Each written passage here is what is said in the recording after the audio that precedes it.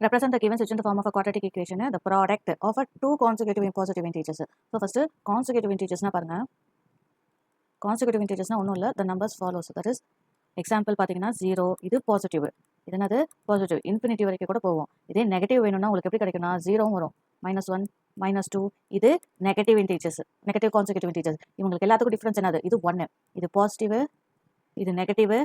அடுத்தது உங்களுக்கு even integers, even கான்செக்யூட்டிவ் இன்டீஜர்ஸ்னா வேணும்னா உங்களுக்கு பாருங்க அடுத்தது என்ன கிடைக்கும், உங்களுக்கு 2 4 6 8, இதெல்லாம் ஈவன் கான்செக்யூட்டிவ் இன்டீஜர்ஸ். இதோட டிஃபரன்ஸ் என்னது 2 கிடைக்கும் உங்களுக்கு, மேலே இருக்கிறது 1 தான். ஸோ அதே மாதிரி ஆர்டர்னா உங்களுக்கு தெரியும் 1 3 5 7 இதெல்லாம் தான் கான்செக்யூட்டிவ் இன்டீஜர்ஸ். கேட்டிருக்கிறது பாசிட்டிவ் கான்செக்யூட்டிவ் இன்டீஜர்ஸ். அப்போ இதானே பாருங்க,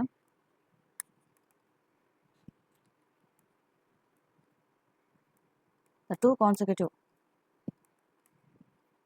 positive integers are, நான் ஒன்று எக்ஸ் எழுதுறேன், இன்னொன்று எக்ஸ் ப்ளஸ் 1 எழுதுறேன். ஏன்னு பாருங்க, எக்ஸ்னா என்னது, நான் இப்போ 0 எடுத்துக்கிறேன், அப்போ எக்ஸ் ப்ளஸ் 1 என்ன கிடைக்கும், இப்போ 0 + 1 என்னது, அடுத்தது 1 தானே, அடுத்தது என்னது எக்ஸ் ப்ளஸ் 2 எடுங்க, 0 + 2 என்னது 2, எக்ஸ் ப்ளஸ் 3 எடுங்க, 0 + 3 3. ஸோ வரிசையாக பாருங்க வந்து தானே இருக்குது 1 2 3, டிஃப்ரென்ஸும் 1 தான் வந்திருக்கு. அதானே இது பாசிட்டிவ் இன்டீஜர்ஸ், அதை தான் இருக்கும் எக்ஸ் அண்ட் எக்ஸ் ப்ளஸ் 1ல.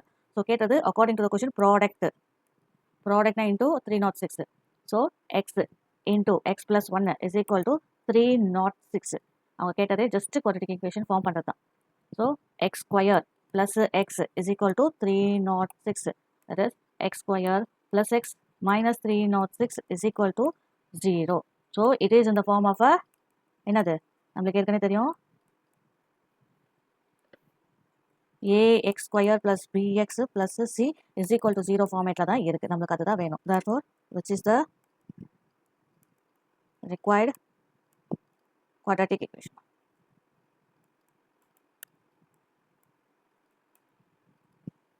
அவ்வளோதான் நம்ம கண்டுபிடிச்சாச்சு.